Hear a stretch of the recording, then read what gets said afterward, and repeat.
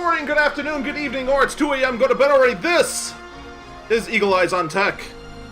I'm Eagle Falcon, back here again on Twitch. Went well last time we streamed live on Twitch. So, you know what worked well first time? Let's do it again. But in any case, last week we didn't get a chance to talk about Project Scorpio. So let's just quickly get that out of the way right now. So first off, what is Project Scorpio? In case you have somehow lived under a rock for the last week, and if you have been living under a rock for the last week and somehow don't know about Project Scorpio, what's the rent like under that rock? I'm actually very curious now. I'd like a nice little underground bunker to escape real life. That sounds nice. But in any case, actually, let me quickly address one question that was asked during the pre-show. The current rig I'm using, the reason why it's 9 years old, is that it is a used workstation that is a dual quad-core CAD rig. And I retrofitted it to be a gaming rig. That's why it's lasted 9 years and still been able to keep up. But it's 9 years old, it's finally unable to keep up. But anyway, back to Project Scorpio. Project Scorpio is basically a new Xbox console. It is basically a new generation of Xbox console, but it uses the same architecture. It still uses x86. It still uses the same operating system as the Xbox One. So it's basically the Xbox One on steroids. For those of us who know how PCs work, we know that you can pop in a new CPU, you can pop in a new GPU, and you can breathe new life into a computer. For example, my current rig. Like I said, I've had it for 9 years. It started off, it had an NVIDIA Quadro FX 4800 in it, which is the equivalent of a GTX 620. I popped in a GTX 470, and then now the 780 that's in it. And because it had so much CPU power behind it, because that's what it was built to do, it's been keeping up fairly well over the years. That's how I've been able to squeeze so much life out of it. And that's basically what's happening here, is the fact that they're popping in a new AMD APU in it. It's still going to be 8 CPU cores. We have no idea what kind of CPU cores. Right now, the Xbox One and the PS4, if you don't know, they use what are called Jaguar cores, which are basically the kind of CPU you'd see in a tablet or a phone. But it's got 8 of them, and they're fairly high clocked for a processor of that caliber. So it handles well. But where those two consoles' strength lie is the GPU that's integrated in that one chip.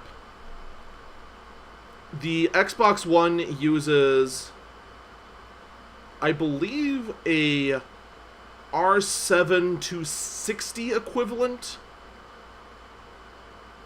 and the PS4. That's on the PS4, right? Yeah, PS4. The PS4 uses a R9 270X equivalent.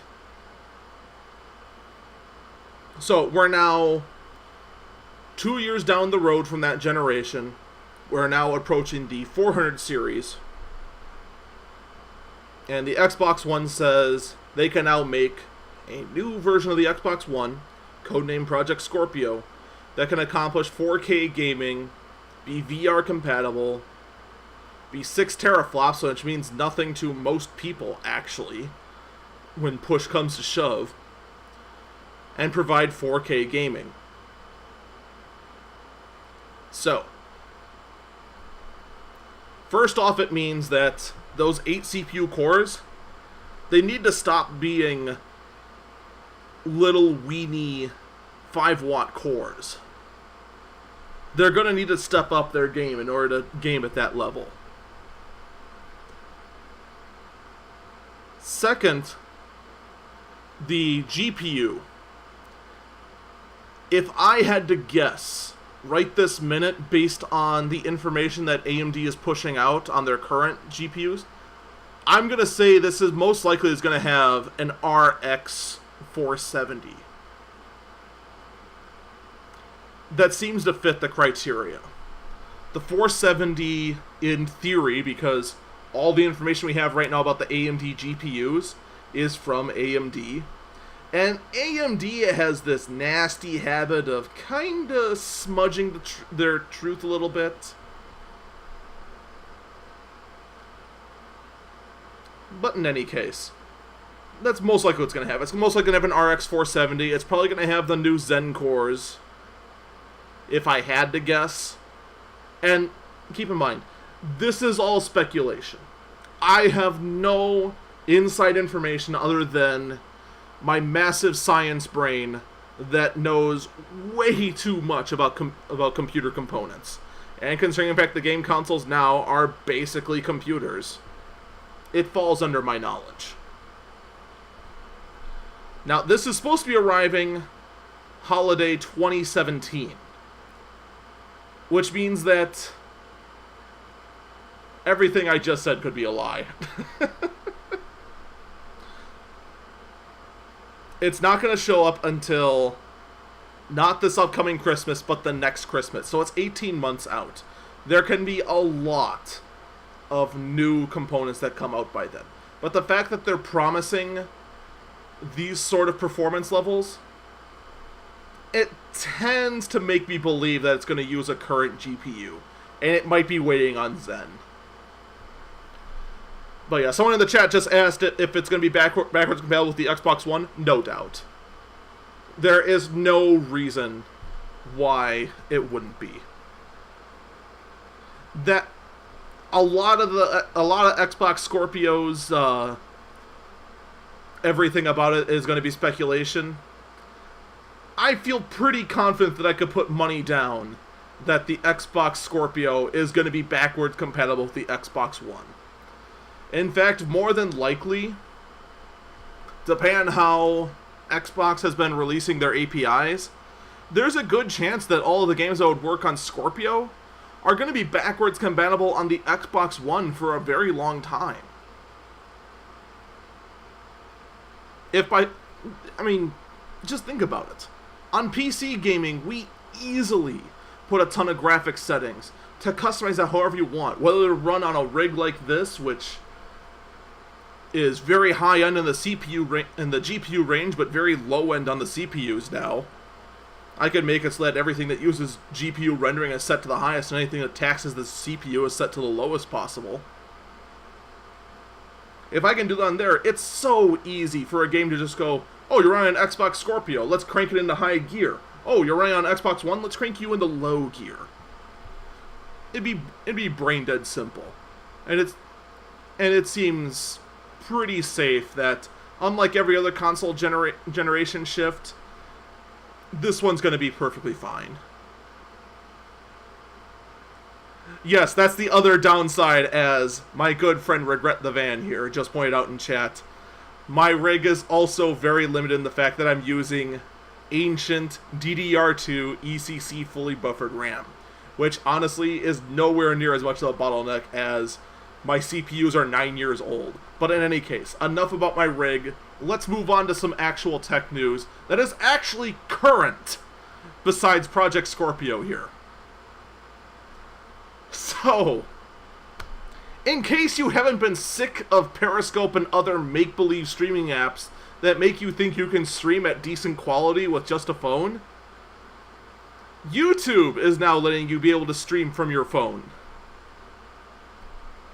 In case you don't know, this show, Eagle Eyes on Tech, has been live streaming on YouTube for roughly 4 months before switching to live streaming on Twitch. The main reason I switched to live streaming on Twitch is because, how do I put this? The back end on YouTube is absolutely abysmal and terrible for streaming. Well, and everything would be green on my end. I'd see green, green, green, green, green for all the status on my streaming software. If it was all green, YouTube would be red, saying we're not receiving enough to put together a solid stream. And keep in mind, this is on the same settings that I use on Twitch. And I eventually had to tweak the living crud out of them to make it run on YouTube. The streaming quality is abysmal on YouTube, and you need, underline need, a very good amount of bandwidth to make YouTube work, because there is so much lost between you and YouTube regardless of which YouTube server you use. So, that's my experience with YouTube streaming. So now, let's talk about the problem with mobile streaming in general. Someone in the chat already put out the biggest problem with streaming on a mobile platform.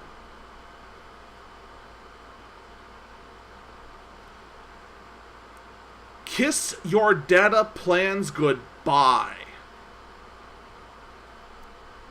The only way you're going to be able to mobile stream reliably and well without having to worry about having to sell your kidney to pay your phone bill is the fact that you have to have unlimited data, because as you upload, that's counted towards your data cap.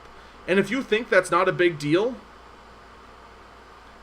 we've been streaming right now for a grand total, including the pre-show, a half an hour.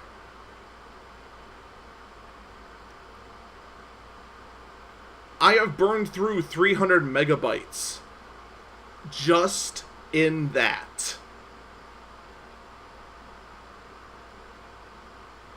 Yeah, and the only ones who are able to do this are the few lucky SOBs who still have a unlimited data plan from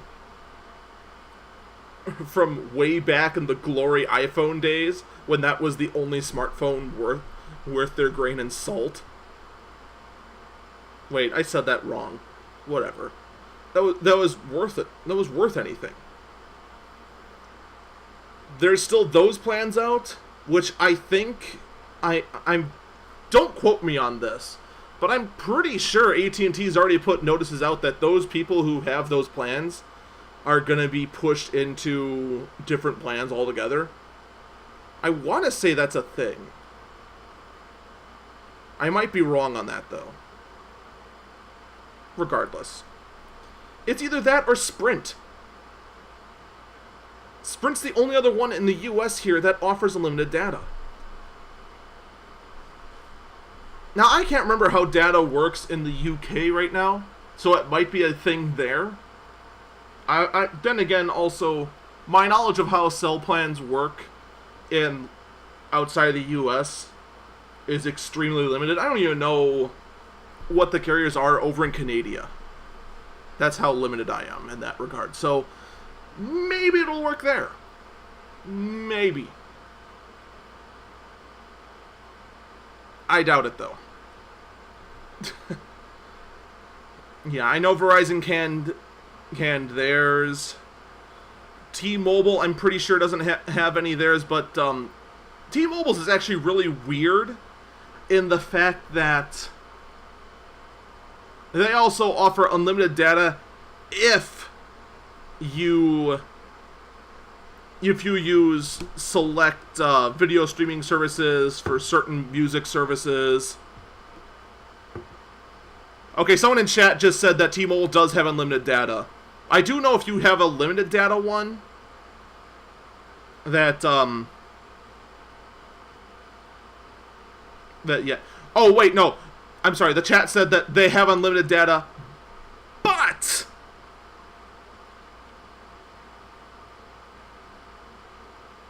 it's throttled after a certain limit, which actually makes that utterly useless for streaming.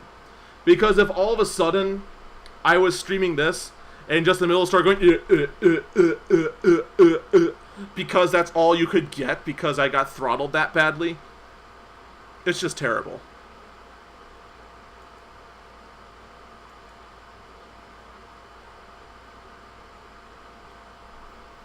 But in any case, yeah.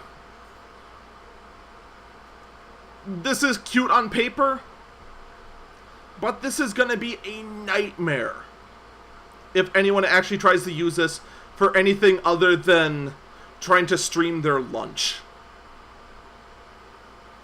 Because let's be honest, if someone tried to stream their lunch, no one is going to be sad that it was streamed at 1 frame a second.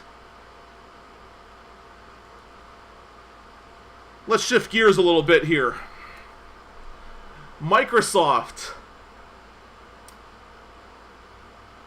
Man, Microsoft. So, remember how Internet Explorer died and was replaced by Edge? And how Edge works so well that I never use it? Well, I mean, I take that back. Edge works relatively well, but I just like Chrome, so I stick with Chrome. Anyway, Edge claims to use 70% less battery power than Google Chrome. In fact, when they test up against all the other browsers, they claim they come out way less than all the other browsers. And they just compared it to like the basic 3, Chrome, Opera, Firefox.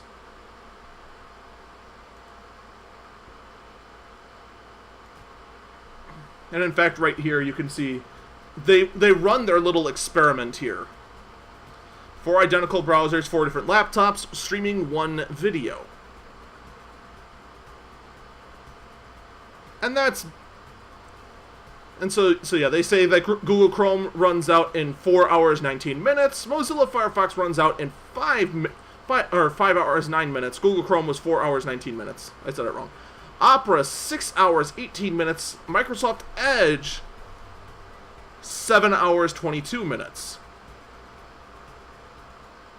That is the claim. And you just saw their video they put out that was sped up. So, you know, everything looks good, right? Well, Opera took offense to that, to say the least. First off, any article that has this Willy Wonka meme picture in it, you have my attention. So Opera went and ran their own tests, claiming that Microsoft is kind of, well, I think Willy Wonka says it the best there. And so they run their own test and say that Opera with battery saver, which is what Edge says they ran as well, was 3 hours and 55 minutes. Edge was 3 hours and 12 minutes. Chrome was 2 hours and 54 minutes. That's what their tests show.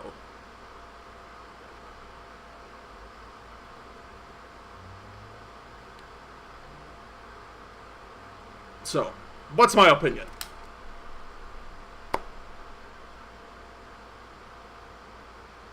What's the hardware? I know the Edge test says they used identical hardware. They don't say what the hardware is. At least I don't think they did. When I looked at this article before, I didn't see it. Let me quickly just... Okay,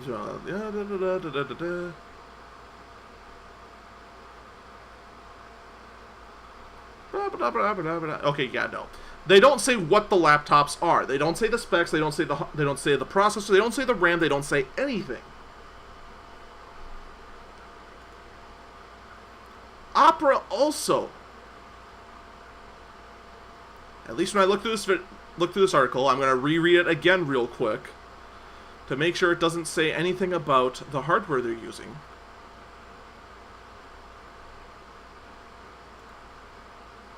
Alright, I'm just going to let that play.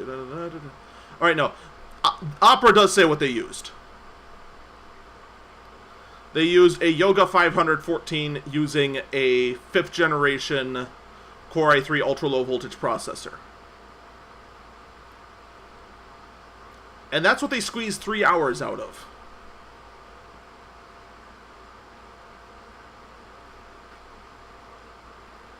Or they squeezed 4 hours out of it, my bad. That's a laptop, if memory serves, that, yeah, that's supposed to get like 6 or 7.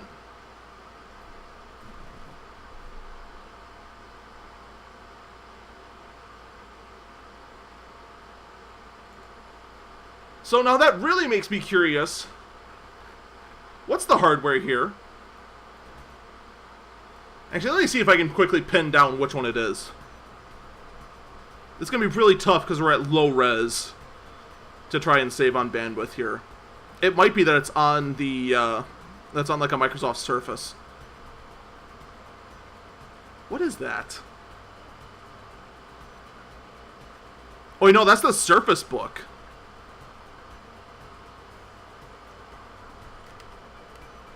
Yeah, that's the Surface Book they tested it on. So, the Surface Book, that one spec-wise, I can tell you, is extremely close to the Yoga. In fact, actually, let me just quickly check on the Surface Book real quick. We're doing some live journalistic investigation here. Microsoft Surface Book. Let me take a look at that low-end processor there. Are we using a Core M in that or not? I want to say it's ultra-low voltage Core i series only, which means that it's a 15 watt. Lowest end?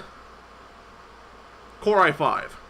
Okay, so it's using 6th generation Core i5 versus 5th generation Core i5. Here's a pro tip for you.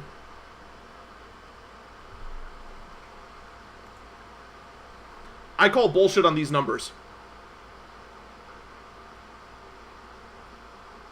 There is no way these numbers are close.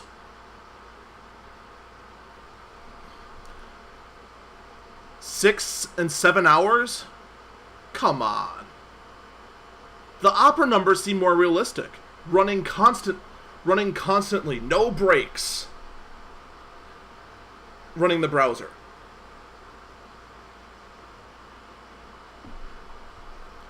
It just comes off as obvious to me. These ones right here with the Surface Books? No.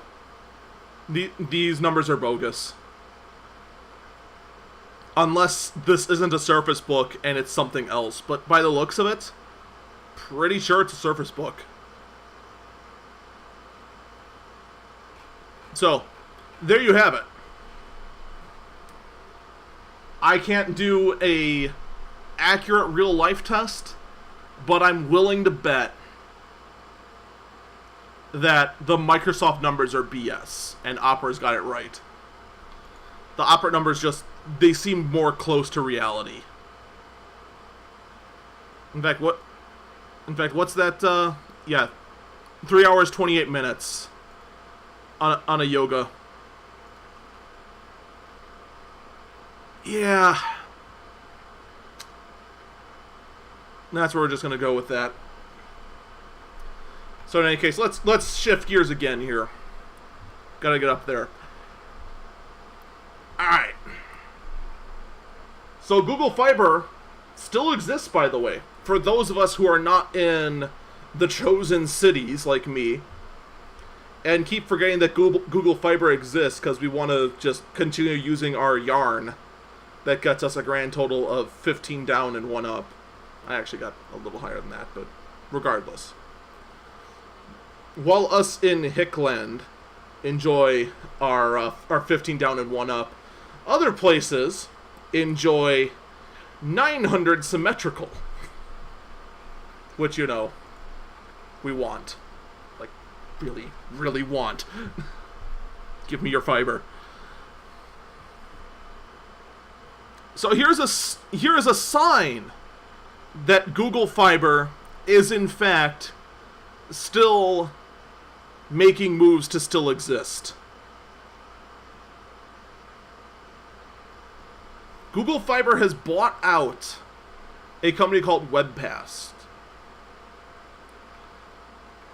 Or webpass, I'm sorry, not webpass. webpass is another ISP. And they have some cute little this and that's regarding both wired and wireless technology. I'm not sure if the wireless is going to amount to anything for Google and Alphabet, but the fact that they're making moves to buy an ISP does mean that the original goal of Google Fiber, in that it's a business model to encourage other ISPs to go this route, is BS. BS. It's clearly, it's looking to actually roll out and be an actual profitable wing of Google, which I honestly welcome. Now, granted, I do say this as AT&T looks to roll out fiber in a city near me, and I'm a little reluctant to go with AT&T as they have a nasty history of questionable business practices, to say the least.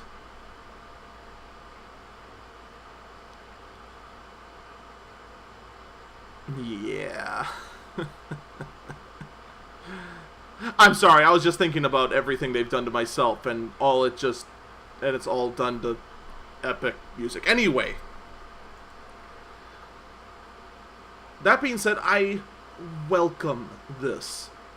I welcome this not only as a streamer who goes to extreme lengths to maximize the bandwidth, I also say this as someone who runs a home server. I say this as someone who games online a lot. I say this as someone who is sick of having to let a video sit in a browser for 5 minutes and buffer a decent amount to the point where I can hit play and reliably view the video without interruption.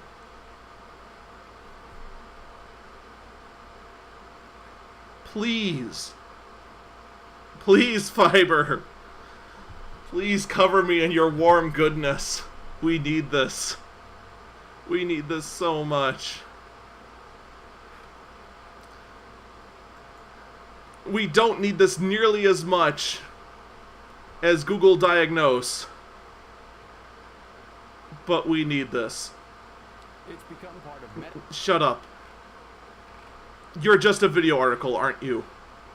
God fucking damn it. Why do I trust NBC for anything?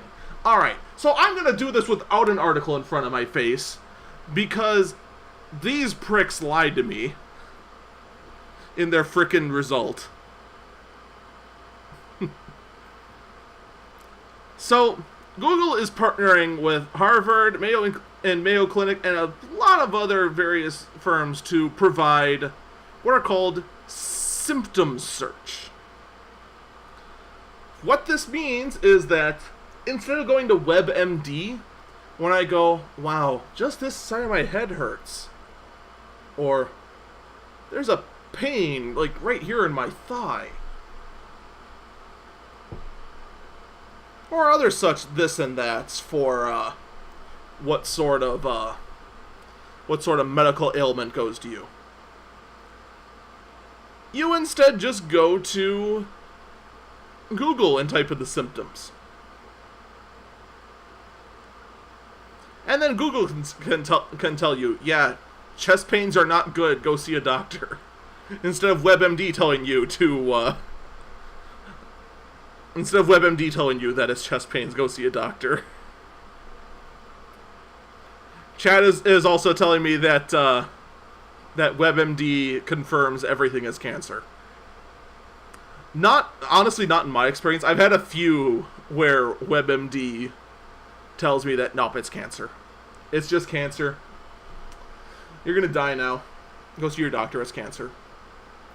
Granted, Cancer has a lot of symptoms. But that's it.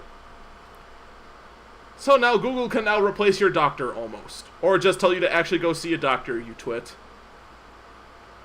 Although I do joke around, it actually is really helpful for those who don't have basic medical knowledge.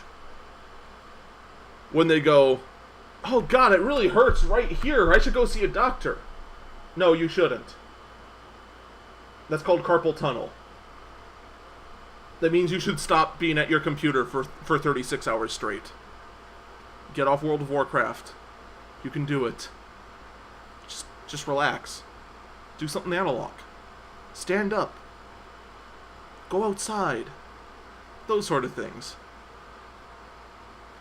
I'm ignoring chat right now because they're talking about checking the poop. Let's stop talking about poop. Let's talk about AMD pretending they can accomplish something. So, let's give a brief history about Zen. Zen is the mythical, fabled unicorn of a CPU architecture that is supposedly going to save AMD. I say supposedly with massive quotes. Now, that being said, I do hope I'm wrong. I hope Zen architecture does save AMD, and I hope that Zen allows AMD to finally compete with Skylake, Kaby Lake, whatever precedes Kaby Lake. I really, really hope that AMD can actually compete with Intel on the CPU area. The reason I say this, in case you missed it 2 weeks ago, is because Intel is now getting cocky about their pricing. On the mainstream, they're still pretty okay. I mean, we're still talking $200 and $400 gaming CPUs. But on their enthusiast level, where they have no competition, they are getting ballsy enough to put out a $1,700 processor. That's crazy. Now, this rumor does shed a little bit of light into the fact that when earlier AMD said they're not going to be competitive on the top-end market, this rumor is trying to prove that AMD lied about it. That they are, in fact, trying to be competitive on the top-end market, which, granted, although AMD lied, if this is true, I welcome with open arms. So this is proving out to put out a 32-core Opteron processor with 128 PCI lanes. Now, the 32-core part is not abnormal. Opteron is supposed to compete with Xeon, and both of them are server parts, basically. They're used for high-end CPU end encoding, which wants all the cores it can get its filthy hands on, or servers, which also wants to get their hands on all the filthy cores they can get their hands on. Opteron, before, I believe their top end was 20 cores, which Intel has only recently surpassed with a 22-core E5 Xeon. This article also points out that, I didn't know this because I don't pay attention to the E7 Xeon series, that it would also top the 24-core version on that. I didn't know there was a 24-core Xeon, mainly because I don't deal with anything that's E7 based. E7 Xeons, for those who don't know, that's used in quad socket boards, which is only used in servers or supercomputers. As it turns out, a gaming streamer on Twitch does not deal with supercomputers. Surprise! So yeah, the 32 core part, that's not a surprise. Servers, various encoders that will utilize up to thousands of cores, that's not a surprise that AMD would make a 32 core. What is a surprise is the fact that this one Opteron will use 128 PCI lanes.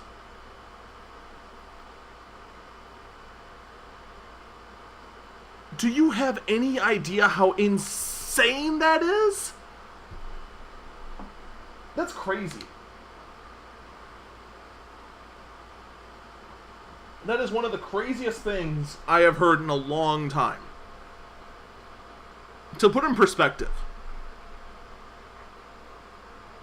if you are using a current Core i series since Sandy Bridge, so Sandy Bridge, Broadwell, whatever, if your CPU model number starts with is either a 2000, 3000, 4000, 5000, or 6000 series, you have 18 PCI Express lanes.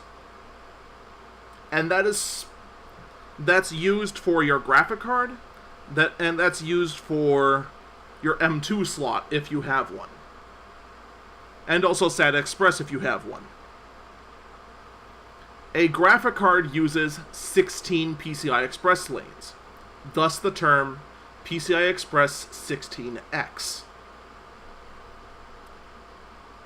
The enthusiast level Intel CPUs, the ones that use the 2011 socket,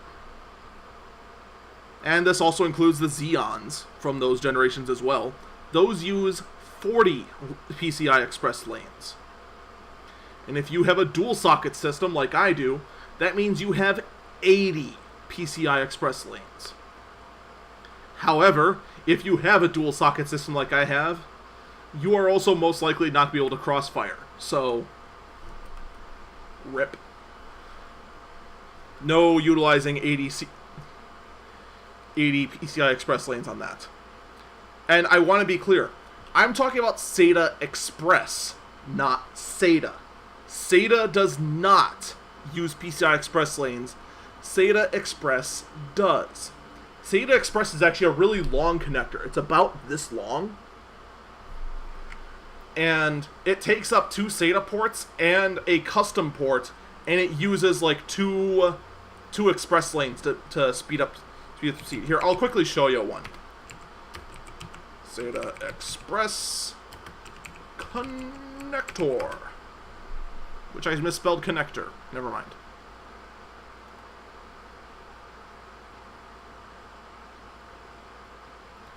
This is what a SATA Express port looks like. Alright, these 3 ports here is all one SATA Express connector. That uses PCI Express lanes. Alright, so with 128 PCI Express lanes, that is a mind-blowing amount of overkill. Because even, let's say you made a Opteron-based workstation, so you got 2 32-core Opterons, you have 64 cores, and Intel still beats you on threads because AMD doesn't have hyper-threading. But, you know, that's neither here or there. You have 256 PCI Express lanes. Try as hard as you might, you are not be able to fill all of those lanes. It is such an overkill, and it's hilarious is what it is. And really, when push comes to shove, I love it. Who cares? So what if you have 256 PCI Express lanes? At least it's better than having too few. Have all the lanes. All of them. AMD, this better not be a rumor. I swear to God, if this is a rumor, and you are actually creating garbage out there, again, I'd say I'd quit you, but I've already quit you. Don't mess this up, AMD. Don't mess this up. Anyway, let's shift gears into something a little crazier. Now, if you thought 32 cores was bad,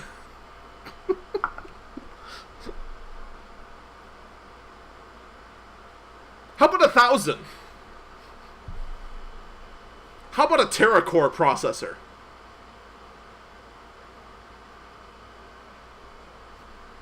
Yes. Let me restate it, in case I haven't restated enough. The AMD Opteron is a rumor. This, on the other hand, is not. This is real. This is really real. 1,000 CPU cores. Now, my only problem with this is they don't say what the clock speed is on each core. Which makes me think, considering how small the chip is, and how there isn't a tank of liquid nitrogen next to it to cool it off, I have to assume the clock speed is somewhere in the 1 gigahertz or less range.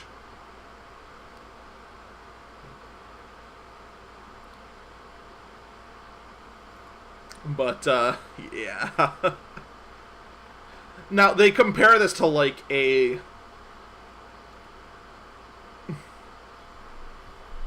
compare it to a GPU's core count, where a GPU will run at a stupid high amount of cores. The thing is that the way a GPU gets its core count is that there's a whole bunch of smaller running cores in a bigger cluster, and that bigger cluster is closer to what a CPU core actually is compared to all the little cores. This article and all the other articles I've come across don't go into the depths of the architecture of this massive, hilarious 1,000 core CPU. But if it is in fact just 100 microcores inside 10 clusters, so it's closer to how a 10-core CPU would run, that's not all that impressive. We've already got that. But on the other hand, considering the fact that this is in fact a college project, you know, you go, little chip.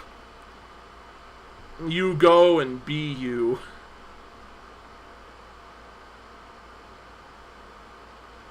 Now, I am actually curious as to the power consumption of this thing, because they do have a full 24-pin connector, and then another 24-pin connector hooked up to this test board.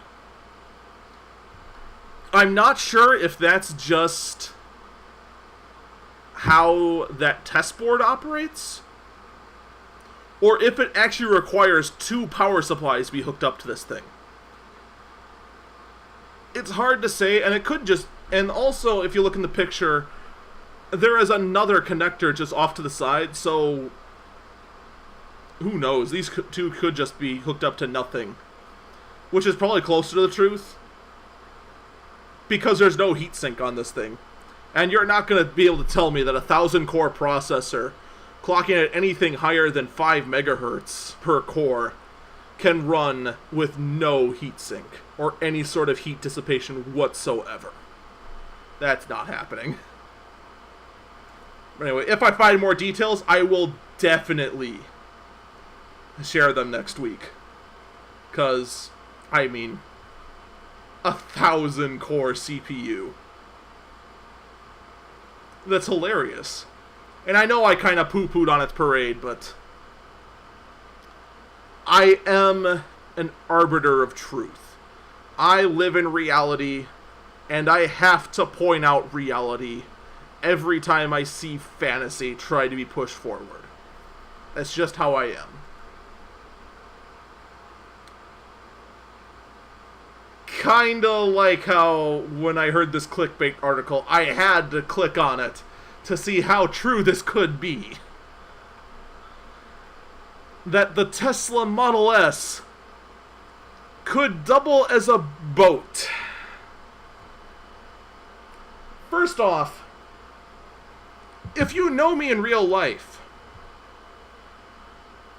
do not, under any circumstances, tell this to you-know-who.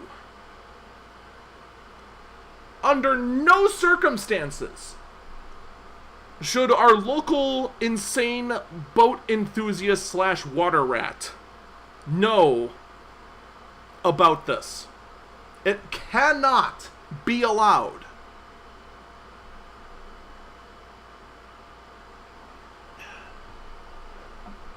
That being said, this Model S, just test this with my Model S. No, Chad, I don't have a Model. Alright, back to the point. The Model S can float, quote, for short periods of time. And because the Model S does not have an exhaust system that cannot get clogged, nor does it have an air intake system, it's basically accidentally watertight. I mean, it's not built to be amphibious, but it's much more watertight than any combustion engine out there. No air intake needed, no exhaust needed. So, it can float for some time, which, you wouldn't think being an electric car and water being the bane of electricity.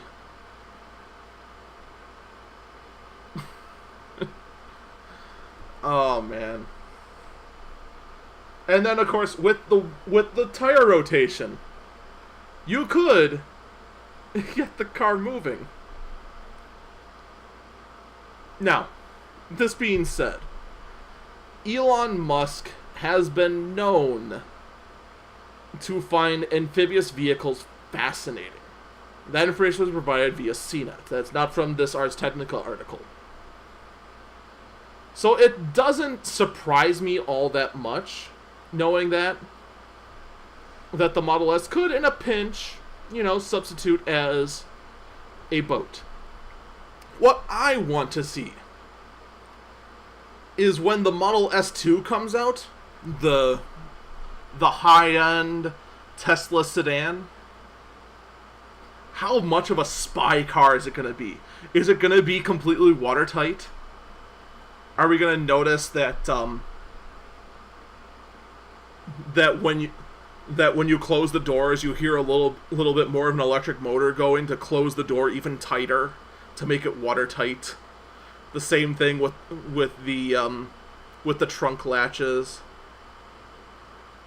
And then is it possible that the license plate flap could just pop up and a little propeller stick out to move you around? Could it be a submarine? I mean, where does this end? Where does this insanity actually end? And in fact, I was going to get to this point, but someone in the chat does point out that it means that idiots would try and drive through flooded roads. That is how this was discovered. Was that on flooded roads, someone tried fording the flooded road with their Tesla and found out that A, the Tesla floats when their wheels stopped touching the road, and it was in fact too deep. And B, they got through where other cars were stuck. That's how it was originally discovered, and it's just like, oh yeah, I guess the Model S could serve as a boat. But, Tesla being smart, not complete idiots didn't push out the Model S as an amphibious vehicle. Because that's a death sentence. Can you imagine the massive number of lawsuits that would push forward if Tesla said, yes, the Model S could in fact be a boat for a short period in a pinch. I mean, heck, there's probably gonna be lawsuits that are gonna they're gonna just flood the courts right now. As people go, whoa, my Model S can be a boat? In fact, actually, if I have spare time, I should plant a camera on like one of the Lake Michigan beaches and see if any idiot tries veering off Lincoln Park Memorial Drive onto the beach with their Model S and tries to drive straight onto Lake Michigan with it. And again, this is not an official feature. Do not, if you own a Model S, use your car as a boat. It is not a feature, nor is it a firmware DLC. Although, if there was a firmware DLC to turn into a boat,